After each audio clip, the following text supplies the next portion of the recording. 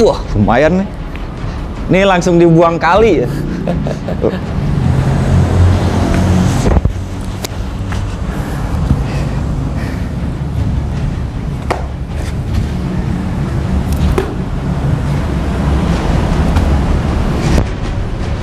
Ini keren, gespernya made in mana ya ini? Bagus ini. Udah, coba disadarin dulu. Sadar. Sadar. Kalau seperti itu biasa. Siap. Di lemes, kaku itu biasa. Siap. Bangkitkan dulu marahnya. Marah-marahnya dulu.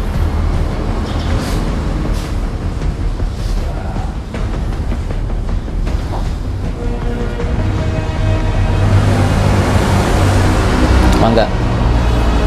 Ya Latif dulu bina. Maju. Ya Latif dulu bina.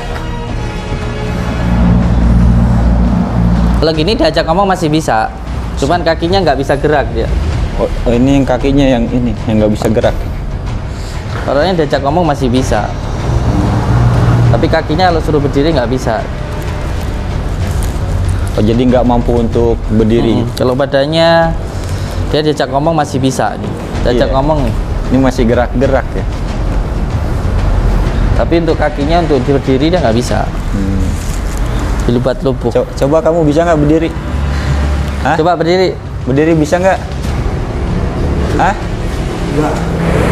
Serius nih, bener? Hah? Kalau gitu dibiarkan aja ya jadi orang lumpuh. Oh gitu ya? Dibiarkan aja lumpuh. Ya udah biarin aja, biar di sini terus abang, nggak apa-apa. Nggak pulang-pulang jadinya. Jadi berbeda Siap. antara yang dibuat kaku menjadi lemas atau dibuat kaku itu berbeda. Kalau dia dibuat tidak bisa berjalan, nanti dia masih bisa bergerak, diajak ngomong gitu, tapi dia lumpuh gitu kakinya.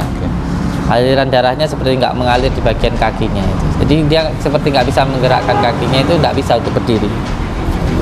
Nah, jadi Katanya mau pulang, yaudah sana. Ya udah pulang sana. Kamu katanya mau pulang?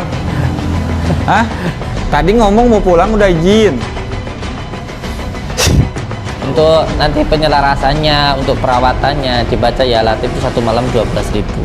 Satu malam ya, dibaca 41 hari tanpa putus, tentunya dengan mandi dulu, sholat obat, sholat hajat gitu. Alhamdulillah. Untuk ngobatinya ya kembali lagi itu. Ini adalah portal sebelah sininya itu. Oh, di portalnya. Dibacakan kembali ya Latif Qulubina sembuh. Berdiri. Ini juga di belakangnya sini. Ini adalah portal di sebelah sini yang mengalirkan dari seluruh ke seluruh tubuh darah. Ya Latif Qulubina. Bisa sekarang? Jadi berbeda. Bisa. Kalau yang pertama dia seluruh tubuh itu semuanya hampir. Tapi kalau yang kedua itu dengan menggunakan amalannya Latif Qulubina itu cuman di bagian kakinya saja. Jadi seperti orang lumpuh itu sampai kapanpun dibiarkan ya, kalau tidak ditangani ya tidak akan sembuh-sembuh. Itu mohon maaf Abah, yang bisa menyembuhkan kita yang membuatnya lumpuh itu apa orang lain bisa? Sebenarnya sih tergantung dari pengamalannya. Kalau sanadnya itu sama ya insya Allah bisa, atau guru kita atau mungkin yang mengetahui tentang keilmuannya gitu. Alhamdulillah. Jadi tidak seperti yang pertama. Kalau yang pertama lebih banyak bagian pikiran itu. Ya. Tapi kalau yang kedua tidak dari pikiran itu, tapi lebih kepada energinya itu. Jadi seperti tidak bisa bergerak di bagian kakinya. Nanti ya makan bisa itu. Seperti berbicara bisa, menggerakkan tubuh bisa itu. Tapi untuk menggerakkan kakinya tidak bisa. Di akhirnya seperti orang yang Stroke lah gitu. stroke gitu, seperti orang yang stroke seperti itu. Yang terpenting sebenarnya diamalkan amalannya. Jadi amalan itu seperti pisau ya, pisau tergantung bagaimana yang menggunakan. Kalau digunakan untuk hal-hal yang baik ya menjadi baik. Contoh untuk ngupas berambang, ngupas sayuran, kan akhirnya istri bisa melayani suami, bisa memberikan masakan untuk anaknya, untuk suaminya, untuk keluarganya, kan begitu. Tapi kebalikannya, pisau apabila digunakan oleh orang yang tidak berilmu atau yang belum mempunyai keilmuannya, seperti anak kecil yang belum paham tentang ilmunya atau belum paham tentang kajian-kajiannya, ya berbahaya, karena nanti bisa untuk melukai orang lain atau dirinya sendiri. Jadi bukan masalah pada keilmuannya sebenarnya, tetapi pada orangnya itu sendiri, bukan pada amalannya. Bukan pada amalannya. Motor juga sama. Motor itu kalau yang dipakai orang yang sudah tahu ilmunya, motor kan bisa digunakan untuk ya ke pasar, ke kantor, bekerja dan sebagainya. Tapi kalau orang yang belum tahu ilmunya suruh naik motor, ya malah bisa berbahaya, bisa nabrak dan sebagainya. Jadi bukan pada ilmunya sebenarnya, tapi pada orangnya. Termasuk kitab-kitab yang mengajarkan tentang ilmu hikmah.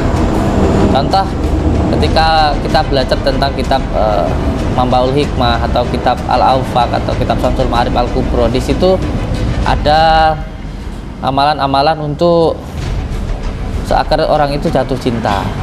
Nah, itu tergantung bagaimana yang menggunakannya. Kalau digunakan untuk merukunkan rumah tangga, contoh ada seseorang yang sudah berumah tangga, sudah mempunyai anak, ya kan, terus ternyata suaminya jadi nggak cinta kepada istrinya gitu, terus ingin bercerai, maka kita satukan. Ketika istrinya minta didoakan, ya kita satukan gitu, yang cara kita doakan gitu. Ya itu kalau untuk hal yang baik. Apa yang seperti itu salah? Kan tidak, kecuali untuk mengganggu suami orang atau istri orang, kan itu baru yang salah, merusak rumah tangga orang. Tapi kalau yang untuk hal yang baik tentu tidak. Sama halnya ketika ada sesuatu hal yang untuk memisahkan agar orang itu tidak cinta. Contoh dituliskan di pohon pisang, ditulisin huruf butuhun, lalu dituliskan nama yang laki-laki dan yang perempuan, lalu dipotong tengahnya, ditanam di tanah. Cara menanamnya dengan posisi hidung ini ditutup agar orang itu tidak cinta. Seperti itu juga bisa digunakan untuk hal-hal yang baik. Sebagai contoh, kalau ada orang suami istri, adalah istrinya itu suka sama orang lain, atau orang itu suka kepada seseorang yang sudah punya keluarga, supaya tidak menghancurkan keluarganya, ya caranya dihilangkan rasa cintanya itu. Ya seperti itu tadi, memutuskan rasa cinta itu, memutuskan pilwil. Nah seperti itu apakah buruknya? Tentu saja tidak. Makanya yang harus dipahami bukan masalah tentang keilmuannya, tinggal bagaimana yang menggunakannya. Makanya kitab-kitab ini hanya diajarkan kalau di pesantren itu setelah belajar kitab-kitab yang lain, seperti kitab Syafin, kitab Hikam, kitab-kitab yang mulai kecil-kecil lah, ala-ala, kan gitu. Baru setelah itu baru boleh mengaji kitab itu. Jadi bukan masalah kitabnya sebenarnya, tetapi memang kitab ini diajarkan nanti setelah orang itu benar-benar kuat secara akidahnya, kuat tauhidnya, baru setelah itu boleh belajar kitab ini gitu. Ini yang perlu untuk dipahami. Jadi jangan salah paham. Ini kadang-kadang orang yang nggak ngerti, tapi sok ngerti gitu loh, akhirnya salah paham. Nah ini yang perlu untuk dipahami. Jadi sesuatu hal itu sesuai, tinggal tergantung bagaimana yang menggunakannya. Kalau digunakan untuk hal yang baik ya menjadi baik, kalau digunakan yang tidak baik ya jadi tidak baik gitu. Itu paham ya? Jadi melakukan sebuah amalan, mengamalkan sebuah amalan itu harus diniatkan untuk mencari ridha Allah Subhanahu wa taala. Karena amalan itu adalah perjalanan untuk mendekatkan diri kepada Allah Subhanahu wa taala. Diamalkan, yang penting diamalkan ya latifnya. Itu untuk penyelarasannya. Nanti kalaupun ada sesuatu hal yang tidak baik, ya pasrahkan kepada Allah. Yang penting kita sudah berdoa. Jadi amalan itu adalah doa yang diulang terus-menerus. Doa yang diulang terus-menerus itu. Jadi sebuah ilmu hikmah itu sebenarnya untuk diamalkan itu, dan kepasrahan kepada Allah Subhanahu wa taala, kepasrahan dan keikhlasan. Nggih. Semoga bermanfaat untuk panjenengan semuanya. Amin. Saya hanya menitipkan panjenengan ketika mengamalkan sebuah amalan diniatkan untuk mencari ridha Allah Subhanahu wa taala, insyaallah nanti akan selamat di dunia dan akhirat. Amin. Masalah yang lainnya ini dapat yang lainnya itu semuanya cuma bonus saja. Nggih. Ya.